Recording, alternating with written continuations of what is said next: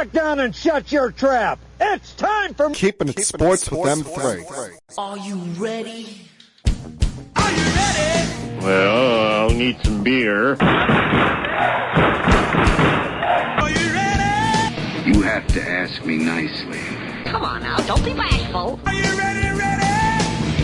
Are you ready for Place for the best sports talk and news surrounding each league. I can prove it with my usual flawless logic. Hey, man, this time I'm going to do it my way. What's your name again? And now, here's your host, M3, Mike Rosansky, coming to you from Freehold, New Jersey this week. It is time for Keeping It Sports on M3, normally powered by the Connecticut School of Broadcasting. Good evening, everyone. How's everything going for you all out there?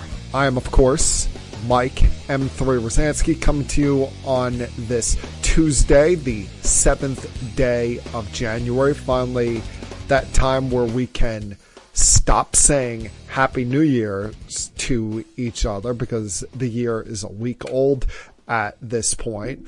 As you can see, if you're watching on social media, I am once again doing the podcast this week due to inclement weather here in the Northeast. I'm doing it in my dining room, but still going to try to bring the same infectious energy and vibe that I attempt to bring each and every single week, especially because we are now at my favorite time of the football calendar. Because as many of you may know, as a New York Jet fan, I don't get much happiness during the football season. They usually make the year miserable for me. At least that's the way it's been in my adult years as a New York Jet fan, and have me clamoring for the postseason sometime around mid-November. Well, we're finally at that point. We're finally at that time with Week 18 being done and over with. And Week 18 has a tendency to really suck for a football fan. It can suck in a couple of fashions. If A, your team is out of the mix and you're just sitting there looking at the future, wondering where they're going to be drafting. And I've never been amongst those fans that root for my team to lose to improve a draft pick situation. So when I was at MetLife Stadium for the Jets' final home game on Sunday, possibly Aaron Rodgers' last game of his career, I wanted to see them win. I wanted to see the team play well. It did me no benefits sitting there in frigid temperature to watch them potentially play like shit and lose the game. But I can somewhat understand those who fall on the other side of it. It can also suck if you're a fan of a team that has already clinched a playoff spot, whether you're a fan of the Kansas City Chiefs or you're a fan of the Philadelphia Eagles, where you know your team is not going to move up or down in the standings depending on what the outcome of that game is. You know that you're locked into your spot. You're getting that first round bye, or you've got a home game or going on the road next week for the wildcard round of the playoffs. So it almost feels like you're essentially watching a scrimmage. You're watching a preseason game. But thankfully we did, despite how much sometimes Week 18 can feel dull, feel unimportant, did have some things on the line going into this week. Now, the NFC North was locked up by about 6 p.m.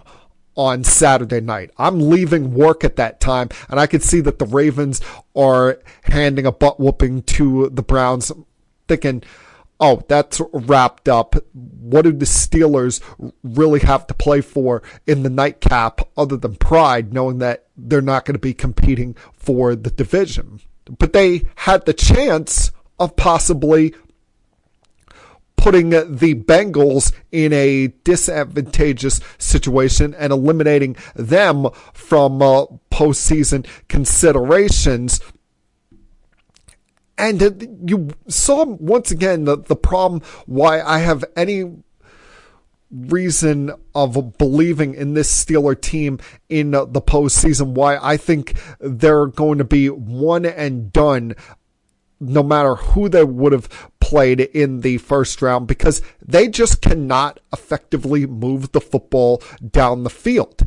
The only reason they got points in the fourth quarter is because of stupidity on the Cincinnati Bengals part of things. They were held to under 200 yards of offense, thanks to some Bengals penalties, though, late, and a fumble, if you want to call it that, on the kickoff, was the only thing that allowed the Steelers to get back in this game, to have any life at the very end. But even then, you saw the way that Trey Hendrickson was playing, how Burrow and Chase seemed to be in a good rhythm for most of the game, that the Steelers really didn't have a chance to come back, especially because the guy that's supposed to be their number one weapon, George Pickens, has disappeared during this losing streak, has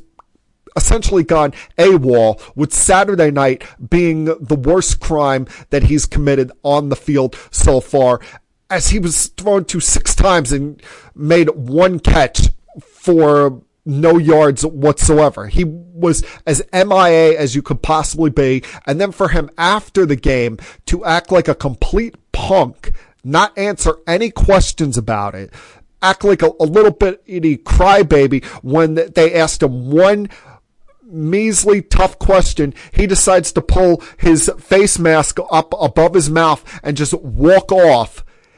He's one of the most overrated, overthought of players in the league. And I don't understand why Mike Tomlin keeps putting up with immature punks like this at wide receiver. He had it in the past with Antonio Brown, and now he's got it once again with George Pickens. And these guys show more times than not, they are not worth the trouble. They are not worth all the hassle. But the Bengals not only needed to win that game, they needed help going into Sunday. And they got no help whatsoever. And they have no one to blame for this but themselves. They have no right to cry, no right to complain over the fact that the Kansas City Chiefs played nobody. The Kansas City Chiefs went out there and barely gave a even half-ass effort. They ran out there, their third-string guys, and got their doors blown off at Mile High Stadium against the Denver Broncos. And I remember I was saying this to my sister as we're sitting there watching Jets-Dolphins on Sunday evening. Usually when you have to rely on getting help from someone else, it comes back and bites you right in the rear end. The Bengals, someone's got to remind them that the season starts in September, not December. All right? You can't whine, cry, and complain that, oh, the Chiefs tanked or the Chiefs didn't play anybody, Chiefs didn't provide you any help if you're a Bengal fan, when your team starts off 0-3, 1-4, and was 4-8 heading into the month of December. There are 4, count them 4, not 1, 4 months in the football season. All of them matter. So when you're scrambling at the end and needing help and don't get that help, it's all on you. You're the problem. You're the one that needs to look yourself in the mirror and realize that you screwed yourself up. You screwed yourself over in the end. So the Broncos made things difficult for the Bengals, ended their season, ended the Dolphins' season with the victory. The Dolphins essentially gave up as soon as they saw that scoreboard being put up at MetLife Stadium.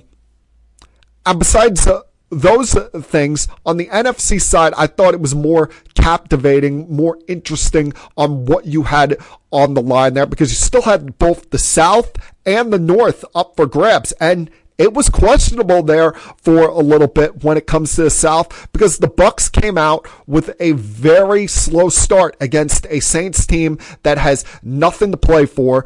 And Baker Mayfield has not been the greatest at completing comebacks over the course of his career. In his career, when having a 10 or more point deficit at any point in a game, he is 0-43. Now, a lot of that was when he was a member of the Cleveland Browns, when they had less ideal, less representative roster around him. And we've seen the quarterback that he's flourished into since going down there to Tampa. But it became a bit dicey there if you were a Buccaneers fan, knowing that all you needed to do was win the game or get a Falcons loss. And you're watching the Falcons lead most of the day over the Carolina Panthers. But the football gods were shining down on the Buccaneers on Sunday as they charged back in the second half with this kid, Jalen McMillan, who has been a godsend for them at a time when they've been dealing with some injuries in the wide receiver core. Remember, Mike Evans missed a significant chunk of time early in this season. They also missed a piece or two more on that offense throughout the year, and he's stepped up here and been a fairly reliable weapon for Baker Mayfield. Caught a crucial 32-yard touchdown pass that led the charge for this comeback. And they've been a team that's started to be able to run the football a little bit now with the emergence of Bucky Irving here in the second half of this season. That's helped to lead to this turnaround after what was a malaise they went through during the time that Mike Evans was out. They've charged back and now have won 6 of their last 7 games to take this division. And, the Falcons and Falcons fans eventually may look back on these final 2 weeks of this regular season and be really annoyed with Raheem Morris, because they had this division seemingly locked up. They had this division within their grasp. They had a 2-game lead a while back, choked that away with all the turnovers that Kirk Cousins was committed. They go to Michael Penix late in the season. The kid looks the part, looks like their franchise quarterback for a long time to come. But Raheem Morris last week had one of the ultimate coaching blunders ever with saving those 2 timeouts in his pocket when they could have taking control of this division. They could have had themselves in a win and you're in scenario. And between that and then falling flat on their face against the Panthers at home in overtime in the fashion that they did, kind of is a thought of a way to end their season. But the thing that I was most looking forward to in week 18 now leads to the thing that I'm most concerned about heading into Super Wildcard Weekend. Because we had never had a Week 18 matchup in which so much was on the line. Not just a division title, but a 1 seed and a bye throughout the postseason potentially. In the case of the Lions and the Vikings, these teams playing for home field advantage, and the loser knowing that they're going to have to possibly go on the road throughout the entire playoffs. The difference of having to only win 2 games at home rather than 3 games on the road to get to the Super Bowl is a humongous difference.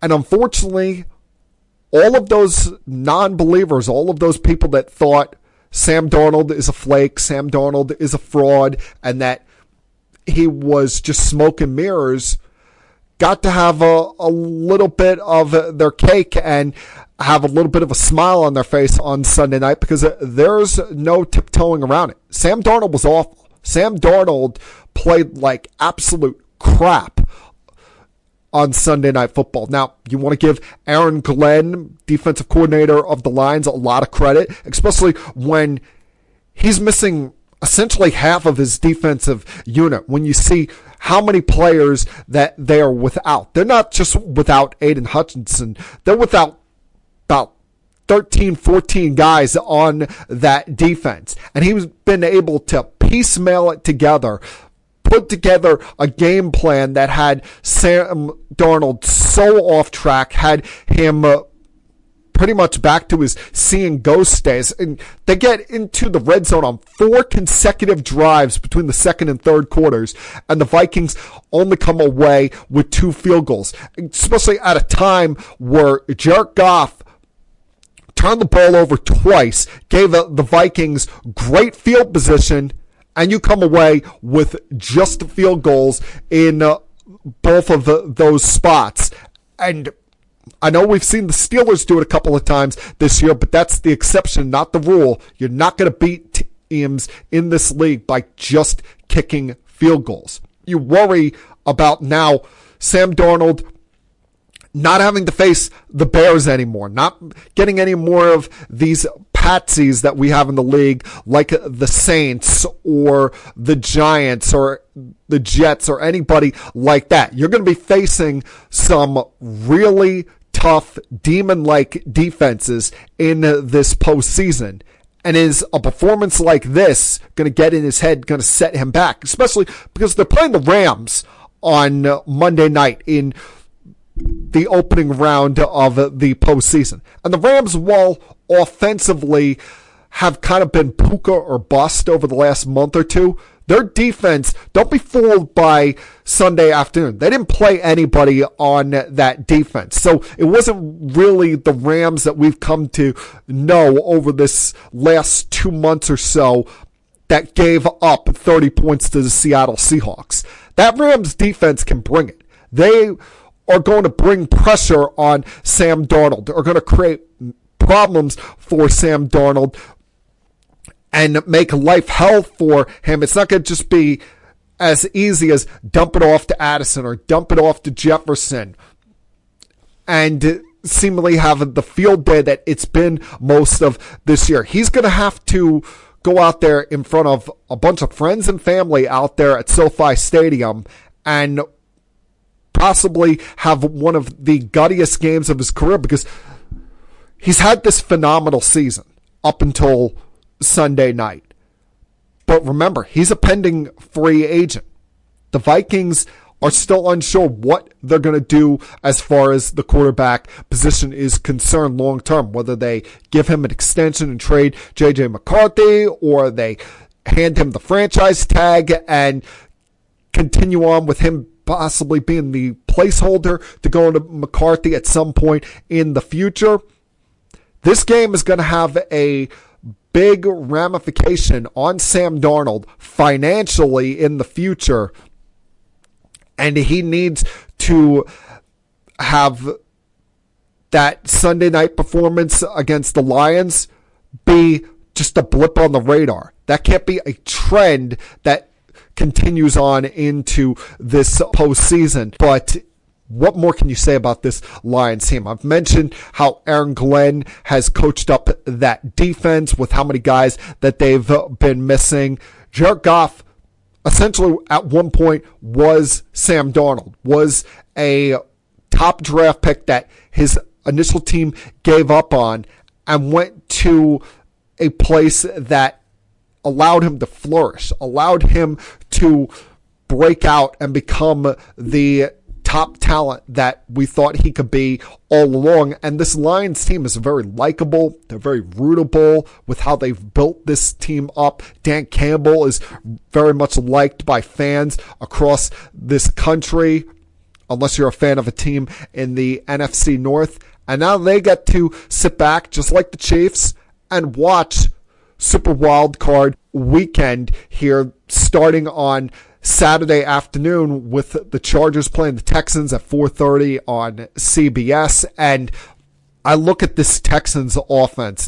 They're the team that, of all of these division teams, you want to play the most in the AFC, because offensively they've not been the same since losing Tank Dell. Their last 3 games they've scored 19, 2, and 23 points respectively, and are going up against a Chargers team that has been red hot the last couple of weeks, bumping their stock up to the 5th seed, earning the right to play the least difficult of the 4 division winners. Then you get, in the nightcap on Amazon Prime, unfortunately, part 3 between the Ravens and the Steelers. And the Steelers, their offense better wake the hell up, especially George Pickens. You cannot have another performance like that you had on Saturday night and think that you're going to march into Baltimore and come away with a W and advance in this postseason. You need to get something out of Pickens. You got to get something out of this offense in general. 200 yards of offense is not going to get it done against this Ravens team, especially with how motivated that Lamar Jackson is. He's won it all except for a ring. He's got to get over these hurdles and get that championship at some point here, and this looks like one of his best opportunities to do so. You flip to Sunday, you got Broncos Bills at 1 o'clock, which, is there any team in this postseason other than maybe the Ravens that has more pressure on them than the Bills? Because Josh Allen's in that same boat.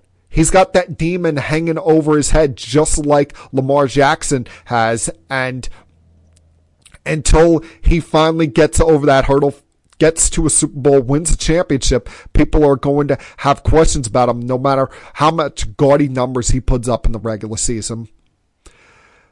Then you've got what could be a battle of nutrition at 4:30 on Sunday, because both the Eagles and the Packers are a bit beat up. It's very concerning that I wake up today and see that Jalen Hurts is still in concussion protocol, and you worry, is his availability going to be in question for Sunday afternoon?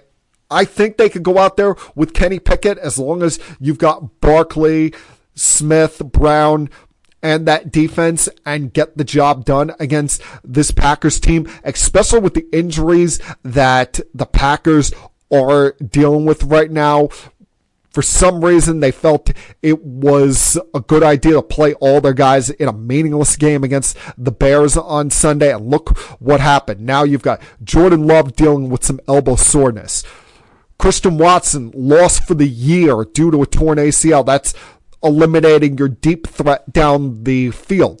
So with all of those problems that the Packers are dealing with, I still think that the Eagles could get that game done with, even if they had to run a backup out there. But you don't like hearing this 3 weeks removed that Jalen Hurts is still dealing with the concussion symptoms.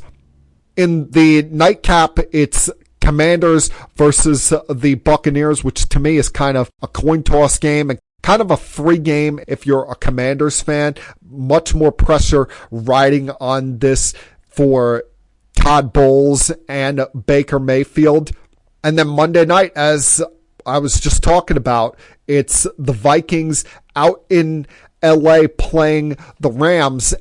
And you worry, is any of Kevin O'Connell's confidence in Sam Darnold shaken at all? And it's a one-score game in the third quarter. You've got a 4th and 4 on the Detroit 34-yard line, and you send your kicker out there for a 51-yard field goal in as high a stakes game as possible, rather than trusting the quarterback you've trusted most of this season to get the job done. And after that miss by Riker, it was pretty much a dead game for the Vikings offensively with all the troubles that Darnold was facing. So that's going to be very interesting, something that I'm going to be keeping my eye on, because team-wise, the Lions have been my favorite story this year. Individual-wise, Sam Darnold has been my favorite story, and I don't want his magical season, his great season, to end in such tragic fashion. If they lose, but he puts up 300 yards, 3 touchdowns, and they fall in like a 31-27 kind of shootout, fine. I'm good with that. But if they go out there and lose 35-10 and Darnold's throwing 3 interceptions, that will be a very heartbreaking thing to see. All right, we're just getting started here. I got plenty left to talk about as well with the head coaching openings that are surfacing in the NFL. Possibly one more could be coming in the next couple days. Give you some thoughts on that, as well as the draft order. Mixing some thoughts on college football, a thought or two on the NBA, the Jets head coaching search. So a lot I want to get to over the next about 40 minutes here. Glad you guys could join me once again this week. And as I tell you, each and every single week around this time, please sit back, relax, help put your feet up if you feel like it, and continue keeping it sports with M3. I'll be back.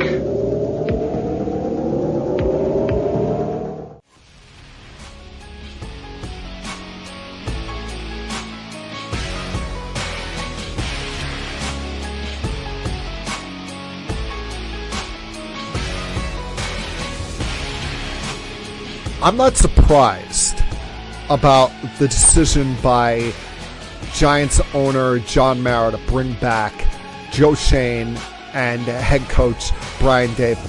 Because if you've watched the Giants in recent years, and let's face it, other than 1 year under Ben McAdoo, the Giants have been a crap show since their last Super Bowl championship in 2011. They've made the postseason 2 times in that time frame and have more losing seasons in that time. Had an ugly ending with Eli Manning, an ugly ending with Tom Coughlin, went through a couple of bad coaches in a row with Ben McAdoo and Pat Shurmur and Joe Judge. Joe Judge being the worst of them all, surprisingly. You can't keep going through this carousel each and every 2 or 3 year period where you're looking for a head coach, where you're looking for a general manager. So I thought it was the right move to hold on to them, because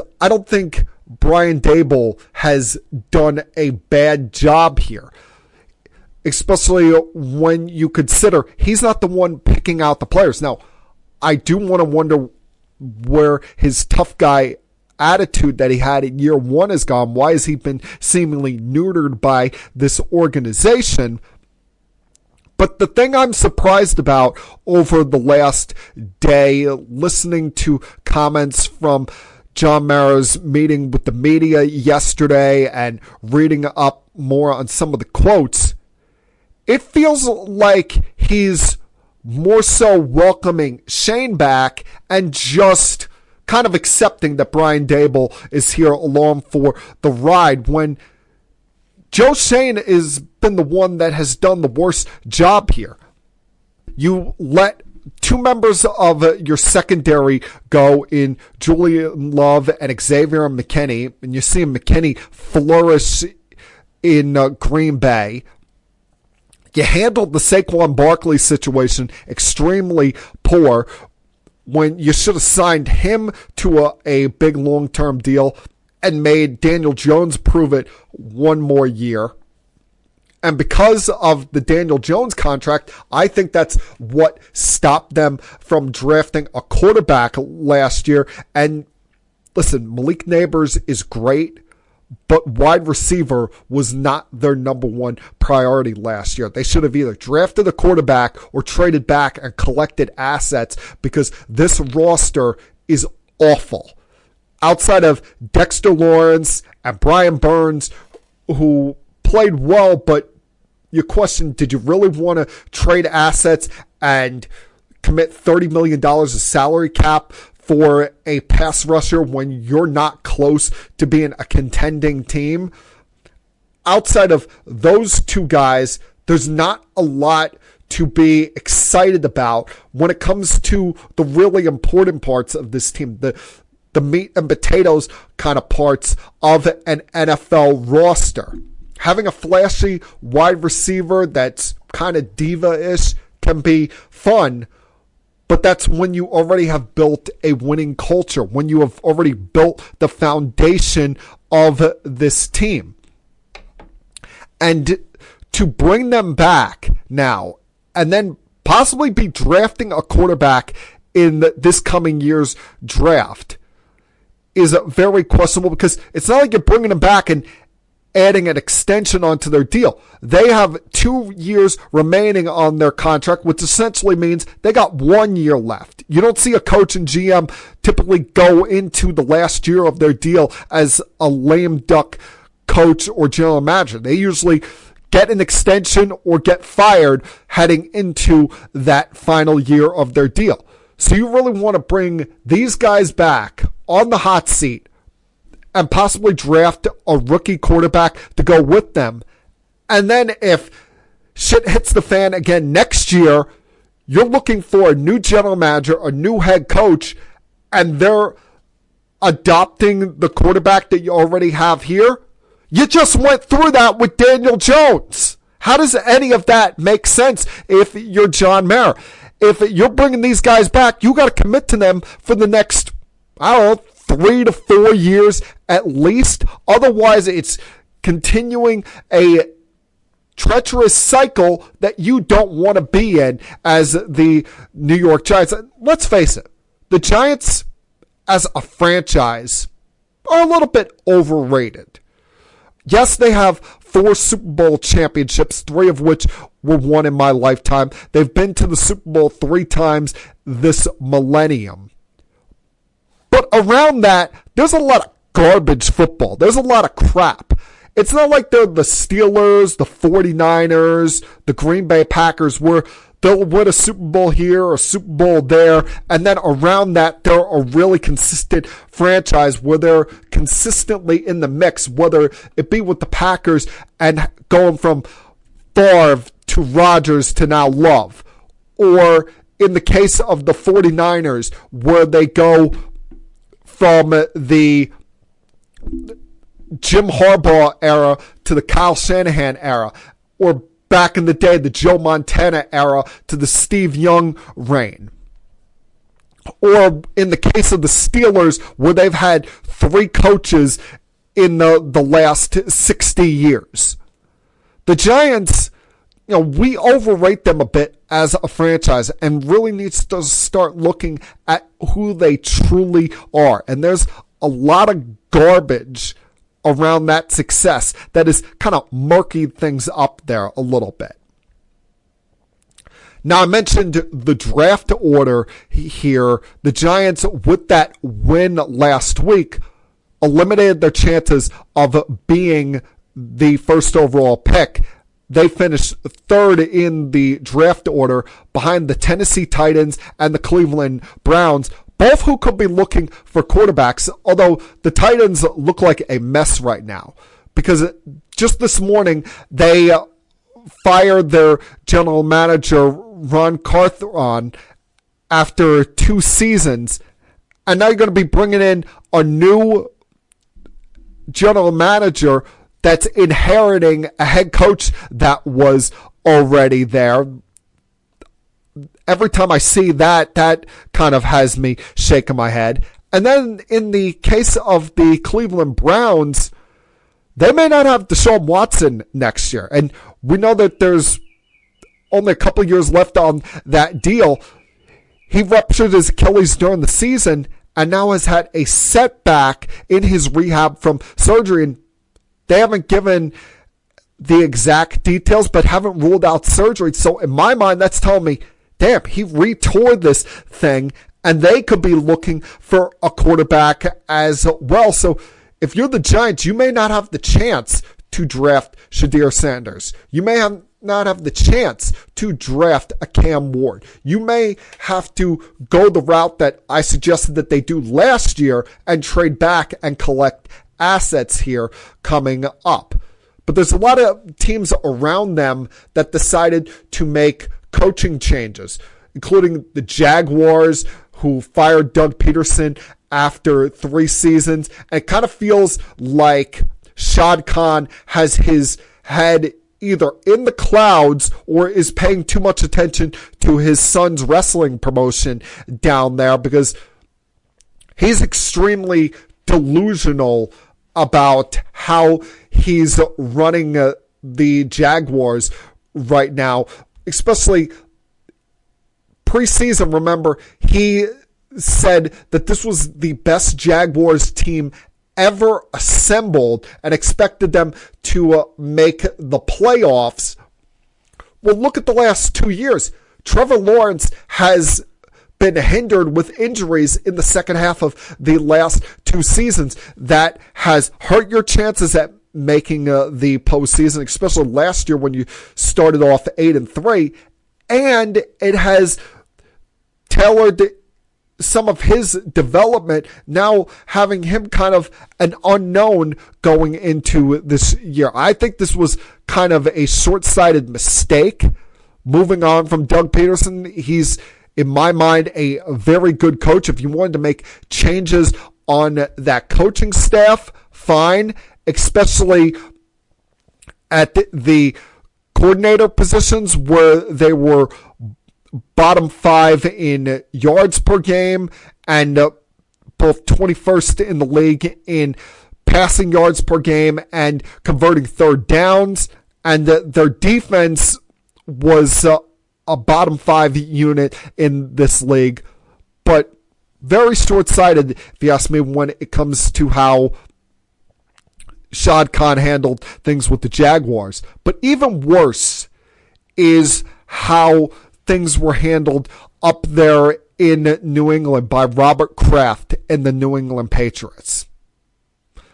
To fire Gerard Mayo after 1 season, what did you think he was going to do? You think he was going to just come in with that crap roster that Bill Belichick couldn't even win with the last couple of years and instantly turn them into a contender, especially when you were going to have a rookie quarterback at some point during the year?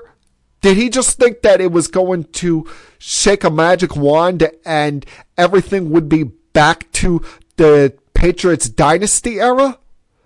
This was such an unfair way that they treated Gerard Mayo. He's a guy that played for your team for 8 years, was part of Belichick's coaching staff the last several years. You even put it in his contract that he would be the successor to Bill Belichick when Belichick eventually moved on.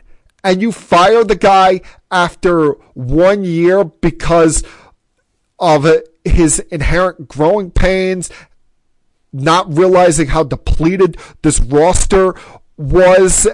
And let's face it, we know the other reason out there, because they're concerned.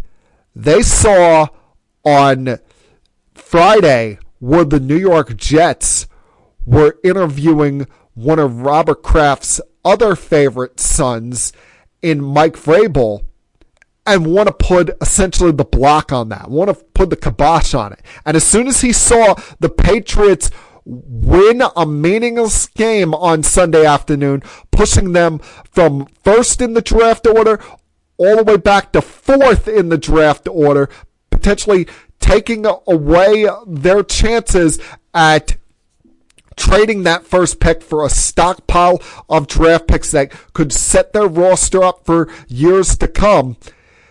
He viewed that as the easy out to go get his boy, go get a player that was a significant part of the first half of their dynasty in Mike Vrabel. You might as well not waste any of our time. Come out with the breaking news sounder, send the alert to Adam Schefter or Ian Rappaport of NFL Network and announce Mike Vrabel as the head coach of the New England Patriots right now, especially with how bad you handled things there with Gerard Mayo. But But we head into this coaching search cycle with 5 teams looking for a new head coach. The Patriots, the Saints, the Bears, which that's going to be one of the most important hires in the history of their franchise, especially if they hope to salvage Caleb Williams after what a disaster his rookie year was with the lack of protection and the lack of innovative offense around him.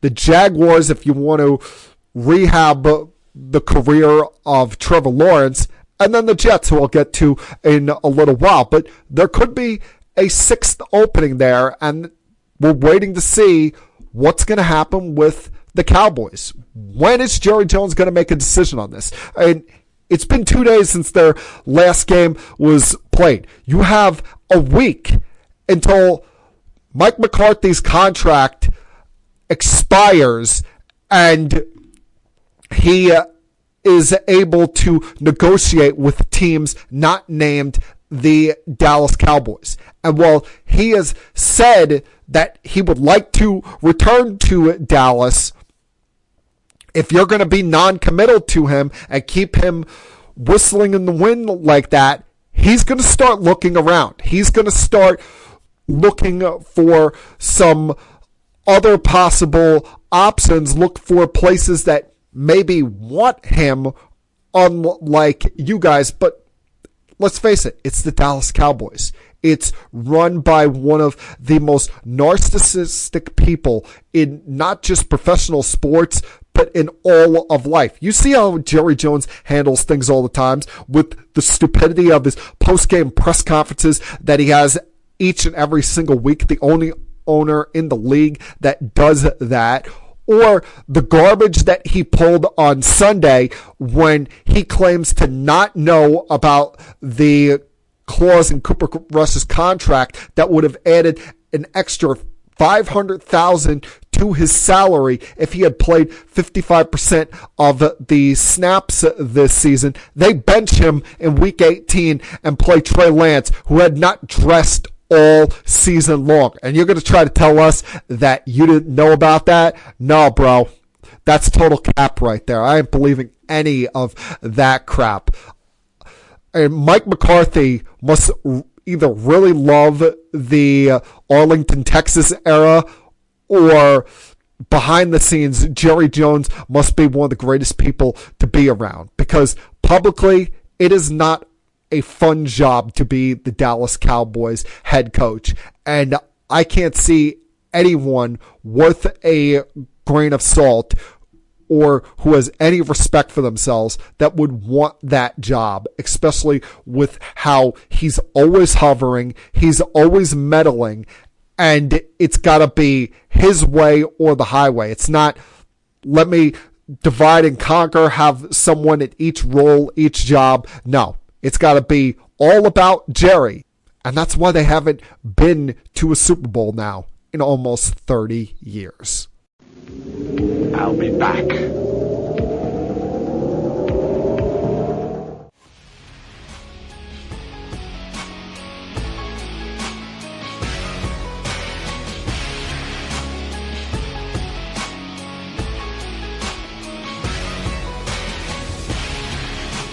With Wildcard Weekend coming up this week in the NFL playoffs, I'll be honest with y'all, as I try to be each and every single week, there's only one thing I'm rooting for in this NFL postseason. And it's even more than my buddy Billy August, who I see is watching this podcast on Facebook right now. Hi, Billy. It's even more than his Lions finally winning a Super Bowl, or Sam Darnold playing great and earning that big paycheck that will support his family for the rest of his lifetime. Or hell, even more so than the Buffalo Bills getting eliminated from the postseason. It's the Kansas City Chiefs getting eliminated from the postseason. That will be when I'm celebratory. That will be when I'm happy. And the thing that has me hopeful, that keeps me with some modesty of hope that that will happen, whether it's in the division round or in the AFC Championship, is what I'm watching going on in college football right now. Because you look, the Kansas City Chiefs have technically not played football now in about 2 weeks. Their next game will be either on Saturday, January 18th or Sunday, January 19th. That means they will go 24 days between playing football games. And when I say that, I'm talking about the likes of Patrick Mahomes, Travis Kelce, Chris Jones, who hasn't played since December 22nd. So it will be even longer layoff for him. And a lot of other members of that team will have gone almost a month without football, going from having the engine on to shutting it off for a time period and then having to rev it up again and go 100 miles an hour from the moment they say go on either the 18th or 19th. And it's not easy. It's not just snap your fingers and you can quickly turn it on like that and get right back to it. And you're seeing that in the college football playoffs right now as we are entering the semifinals coming up on Thursday and Friday night respectively.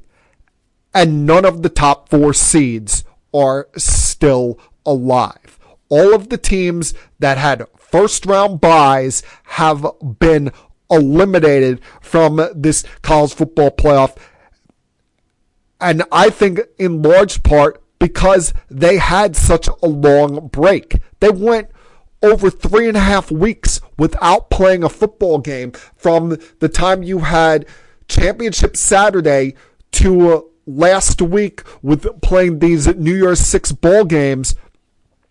And you saw a variety of regression out of all of these teams, whether it be Boise State, who had the most electric player in all of college football this season in Ashton Genetti. He never could get going. He was never able to really fire on all cylinders and was swarmed by that Nittany Lions defense all game long.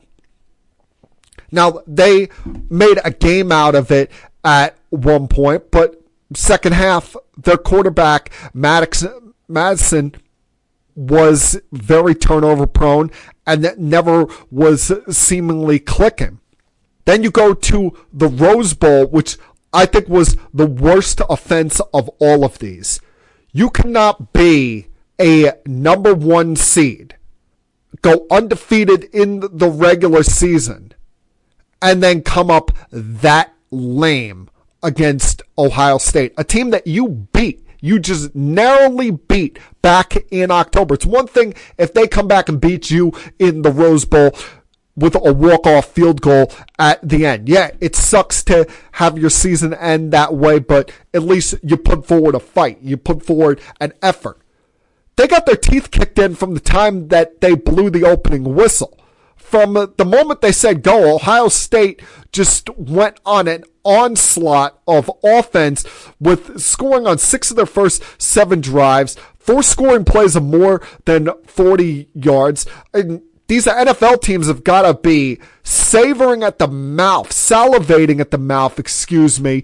on this Jeremiah Smith, who's not even eligible for the draft, but he went out there and showed that if he was, he would be easily the first overall pick in this coming year's draft with the performances he's been putting on in this postseason. And then Ohio State's defense just handing it to Oregon all day long, seemingly swarming that offense. There was never any fight out of the Oregon Ducks, and puts a sour taste in your mouth if you're out there in Eugene, Oregon, watching this team that you saw dominate all season long, go undefeated, win a conference championship, and they go out in the first game of the playoff.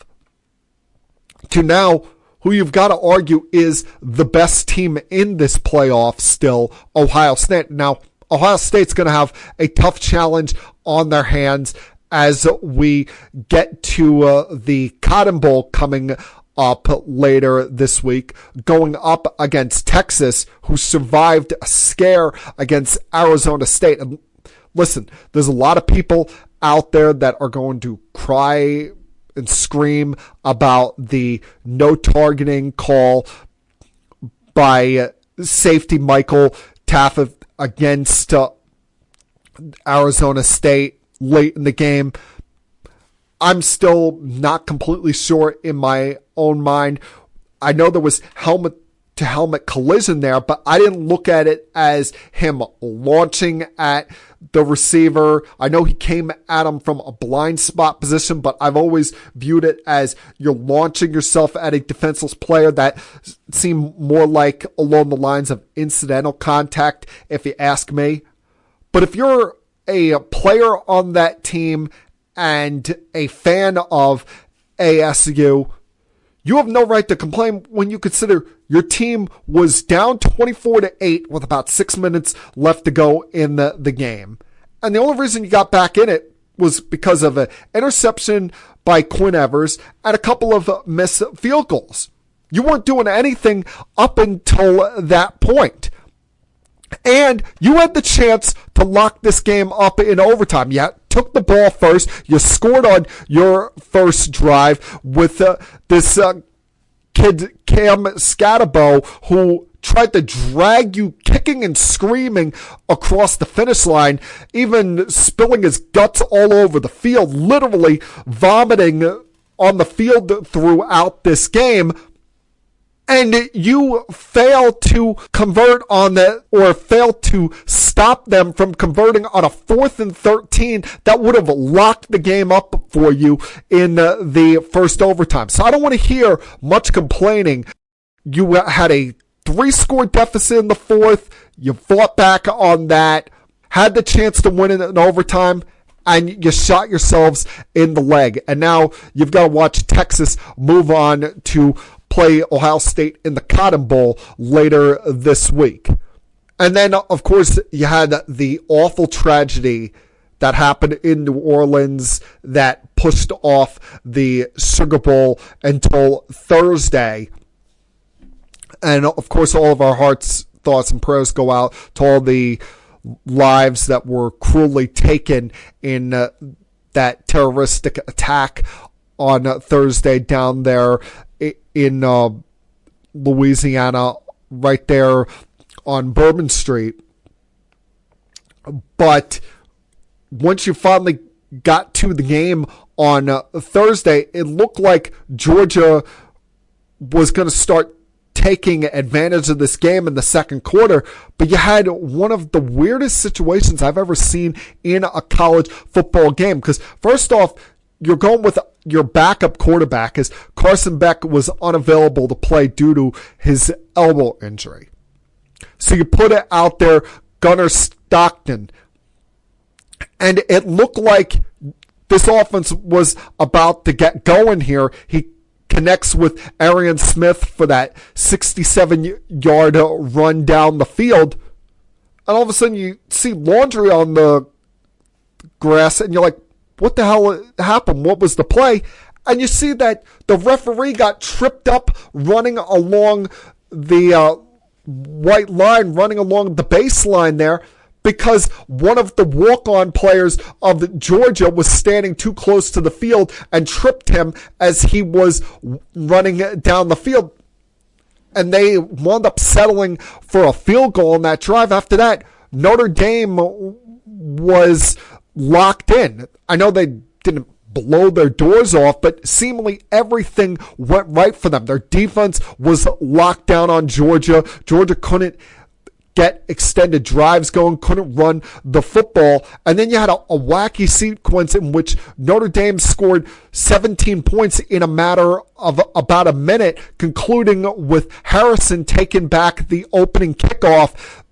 After that, Georgia really never had an answer for Notre Dame, including Marcus Freeman coming up with one of the most creative things I've ever seen on special teams when he sends the punt team out there. before running them off the field to send the offense back out there. And as Georgia raced out there to try to match up their guys, race out there to get the correct matchups, they jump off sides and extend the drive and allow Notre Dame to keep churning away clock. And now we see a semifinals coming up this week with Penn State versus Notre Dame in the Orange Bowl on Thursday. Notre Dame going to be at a bit of a disadvantage here, having 2 less days to prepare than Penn State. And then on Friday night, the Cotton Bowl between Ohio State and Texas. And I know a lot can change. Momentum seemingly changes on a daily basis, not just in sports, but in life in general. But watching these teams, Ohio State looks like the best team right now. They look like they're answering the mounting pressure that is placed upon them from that fan base and the alumni toward Ryan Day to finally get the job done. And him being 0-4 against Michigan will be completely wiped away by those fans and the alumni if they can win this national championship. But Texas is not going to be any form of a walkover for them. I'll be back.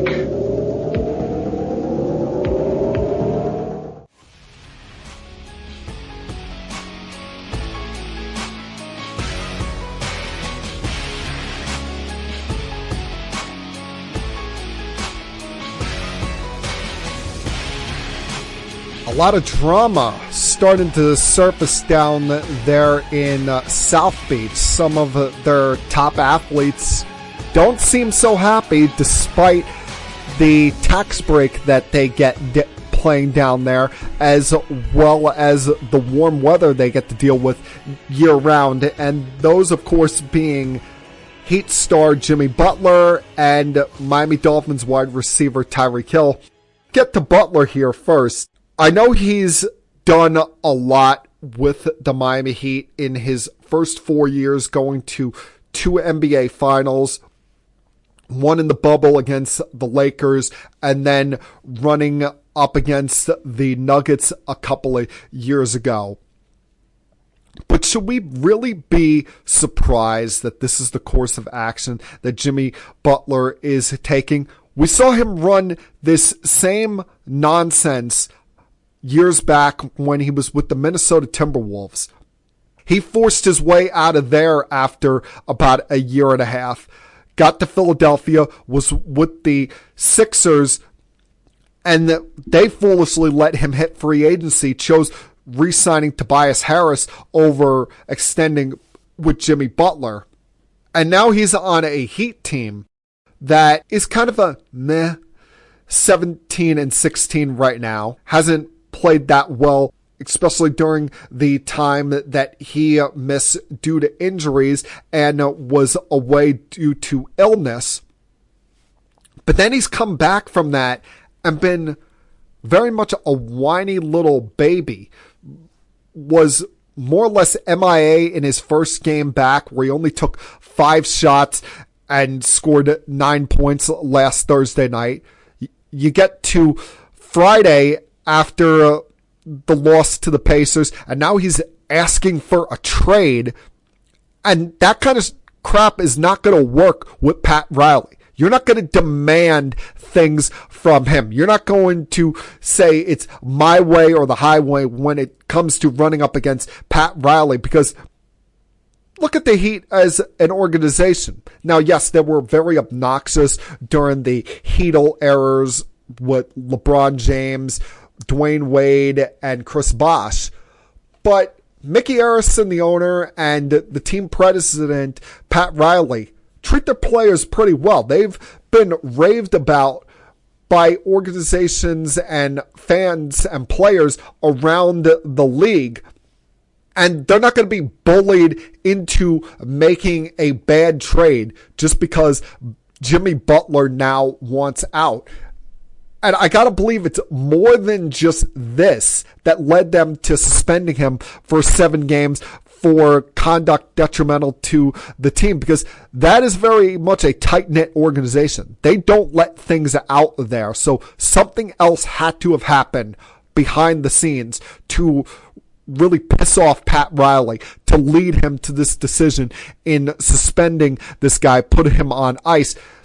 And you listen to Shams, you listen to Brian Windhorst, guys around the league comment on this situation. It doesn't sound like it's something that is amendable. It sounds like Jimmy Butler wants out, but the Heat are not going to make a bad trade just to satisfy his desires. If it were up to him, I think he wants to go to Phoenix and play with Kevin Durant and Devin Booker. The problem is the Miami Heat do not want that Bradley Beal contract. It's one of the worst contracts in the league, and he has a no trade clause. So they would have to come up with a very complicated 3-team deal where Beal agrees to go somewhere and finds a team that is willing to take his deal. I think the other team that, at least in the Heat's case, they would be hoping is a part of this is the Golden State Warriors,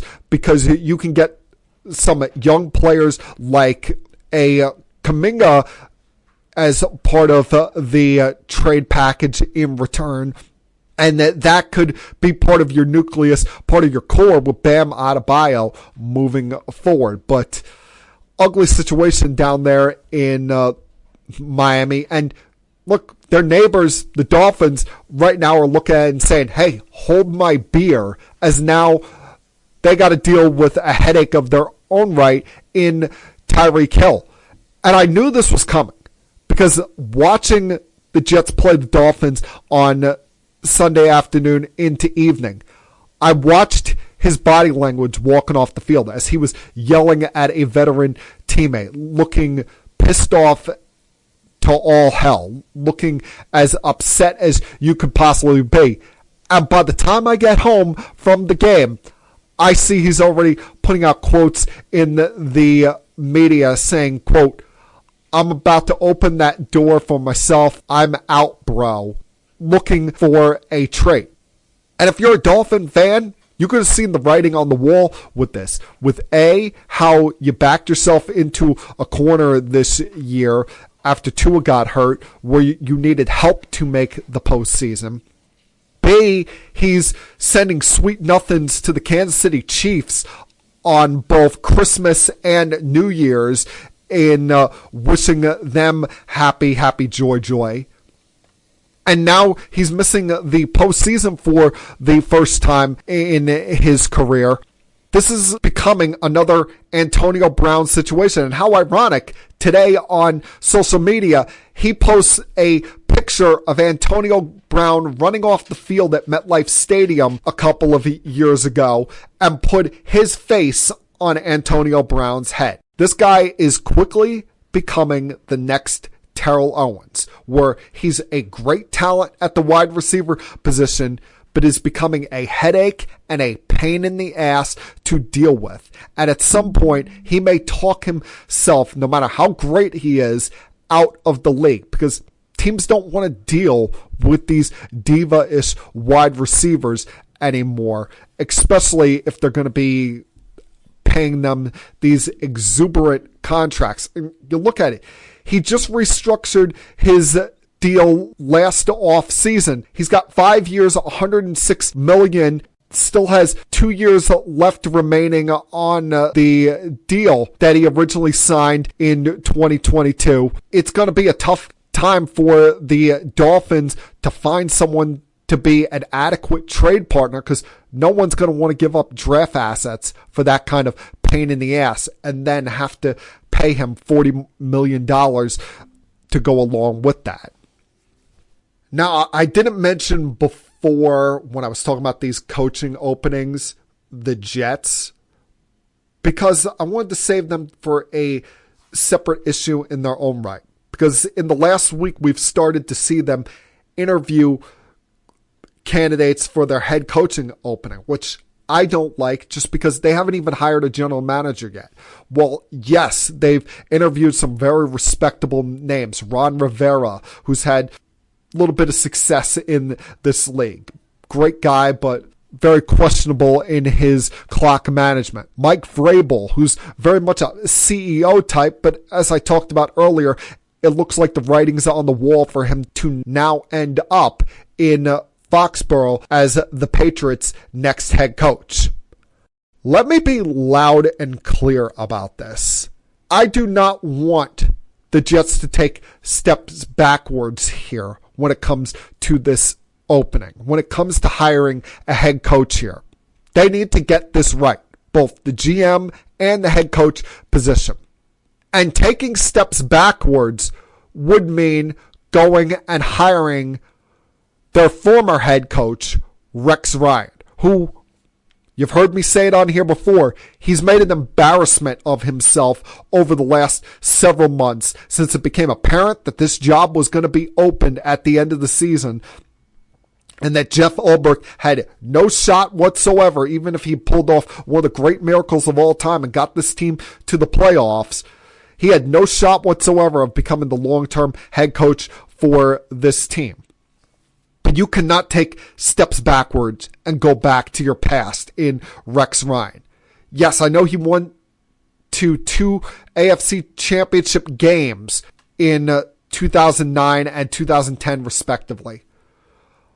But the 4 years after that were a clown show. Remember, the 99-yard touchdown by Victor Cruz on Christmas Eve that continued a 3-game losing streak for the Jets and led to them collapsing down the stretch and missing the postseason. Then you had the next year with the Tim Tebow nonsense. They end up firing Mike Tannenbaum, the general manager, and keeping Rex Ryan, going with John Izek as the next general manager. And he was one of the worst GMs in the history of the NFL before Rex finally got fired, went to Buffalo, and had a very uneventful year and a half there as their head coach. He's been going all around ESPN for the last 2 months, pushing himself for this job, even going as far as going on ESPN New York Radio on Monday morning with Rick DiPietro and Dave Rothenberg saying that he's the guy for the job, convincing everybody that he's going to get this job, that he feels he's 100% the man for the job. And it just feels like you'd be trying to relive some kind of past glory that's not there. Rex hasn't coached in this league in a long time. He's great on TV, but let's not act like he was the greatest success story in the world. He missed the postseason his last 6 years as a head coach. I don't care that he's remained close friends with Woody Johnson since then. This would be an outright mistake if the Jets decided to go with Rex Ryan. And what feels even worse about it, look at who's leading the search for their next head coach. It's their former general manager, Mike Tannenbaum. He's leading the search firm for this. I don't feel good about any of this right now, and I feel like they're going to make one big, colossal mistake if they go back to Rex Ryan. I don't like really any of these guys that I'm hearing they're going to be interviewing over the next week or so, whether it be Arthur Smith, Matt Nagy, he could stay in Kansas City. Joe Brady's a little bit interesting there, but he's never been a coach in this league. You need someone who's done it before. I mean, if they went and got Aaron Glenn, that's one thing, because I think he's the kind of guy that would put some foot up the ass. But to me, it's got to be someone along the lines of Mike Vrabel, which I know they're not going to get, Aaron Glenn, or Brian Flores. Those are the kind of names that excite me. I'm not looking this time around specifically whether you're an offensive, a defensive guy, because we've seen at the end of the day, that kind of stuff doesn't matter. Look, John Harbaugh was a special teams coach before he became the head coach of the Ravens. Some guys are just a natural fit for the head coach position more so than others. Rex may go out there and say that it's not going to be as much of a country club lifestyle for Aaron Rodgers if he does return with the Jets. But if you watch those years that Rex Ryan was the head coach here, it became a clown show more and more. Those became his players on that roster, and it became less about what Mike Tannenbaum and Eric Mangini put together. And I pray and I hope that that's not the direction Woody Johnson goes in. But unfortunately, Woody Johnson is not the wisest guy in the world and listens to all the wrong people. And that, my friends, was Keeping It Sports with M3 for Tuesday, January 7th, 2025. Everyone, please have a great night. Have a fun, safe, happy, healthy week. We got one life, people, so you might as well try to live it up. And I'll talk to you guys again, same time, next week. Until then, peace. We have to go. Good night, everybody. I have had enough of you! Thank you for all the fun. Thank you. Hey, shut up, will ya? I don't want to see you, I don't want to hear you, I don't want to smell you. Now leave. I'll be back.